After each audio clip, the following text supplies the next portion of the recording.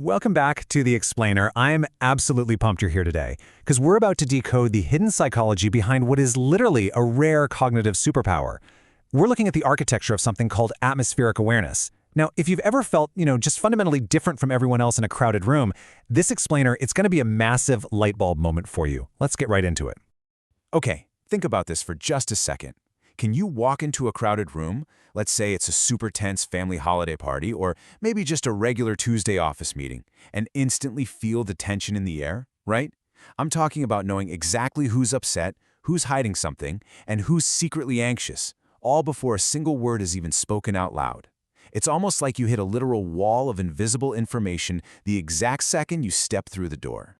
Now, there is a massive difference between what society says and what science actually proves. Look, people have probably called you overly sensitive your entire life, right?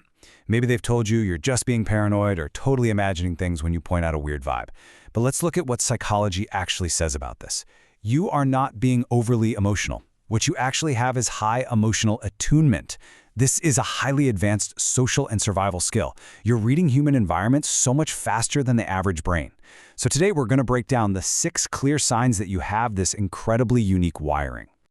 All right, let's dive right into sign 1, the radar brain and interpersonal sensitivity. So we need to talk about what happens the exact second you walk into a room. While most people, they just see a room full of faces, your brain instantly kicks into gear like a high-powered radar sweeping the area.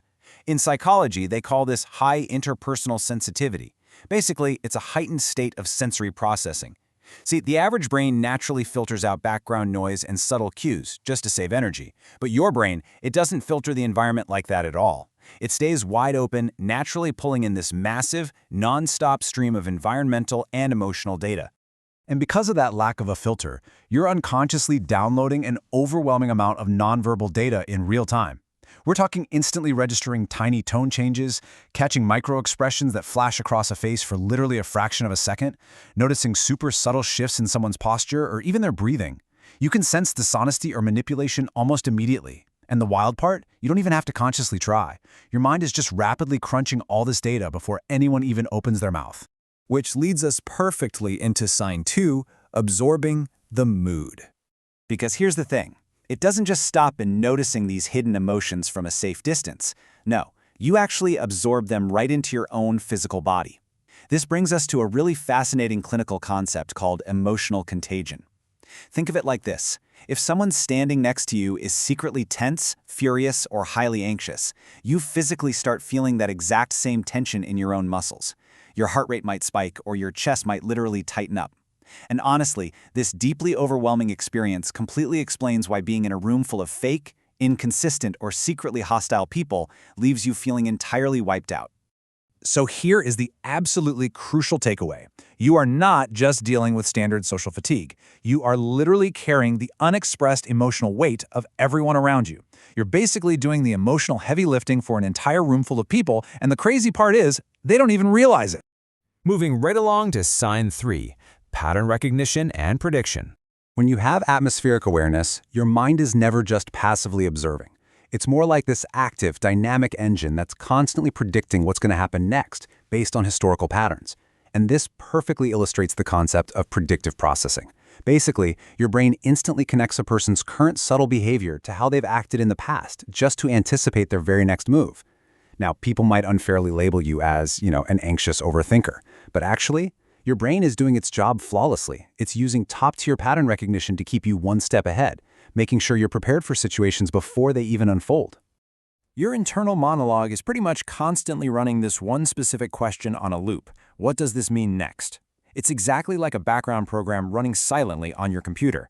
Your mind is always scanning, always calculating the trajectory of human behavior based on all that subtle little data it just pulled in.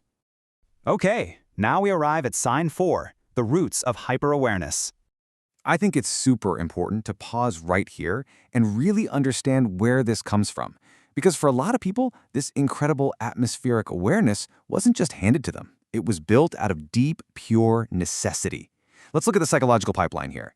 It usually starts with step 1, navigating a really unpredictable environment early in life, or maybe going through some exceptionally tough situations. Then, moving to step 2, the brain figures out how to cope. It learns that it absolutely has to stay mentally alert at all times just to stay safe. It realizes, hey, if I miss a subtle cue, that could equal danger. And finally, in step 3, that neural wiring locks in and becomes a permanent, highly advanced survival skill. Those tough past situations actively trained your mind to sense danger and hidden intentions. In psychology, this resulting state is known as hyper-awareness. It's essentially a highly sharpened survival skill.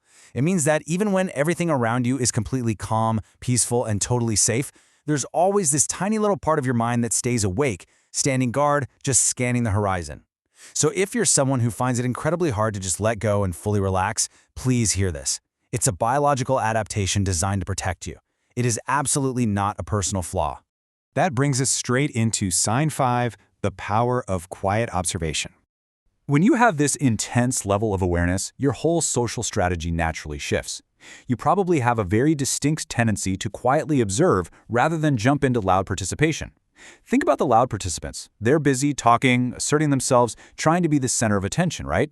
And because of that, they completely miss the subtle stuff. But with quiet observation, you just sit back. You watch the dynamics unfold. Because you're not trying to dominate the conversation, your mind is totally free to deeply study everything happening around you.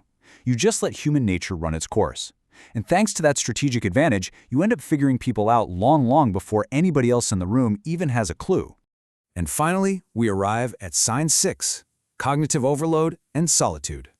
This is the inevitable aftermath of literally everything we've been talking about. When you're processing environments this deeply, there's a very real physical toll. Your highly sensitive nervous system eventually hits what's called cognitive overload. I mean, think about it.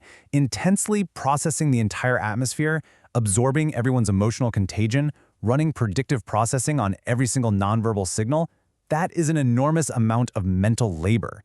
So when you feel that deep, urgent need to just pull away from people and withdraw, it's not because you hate them.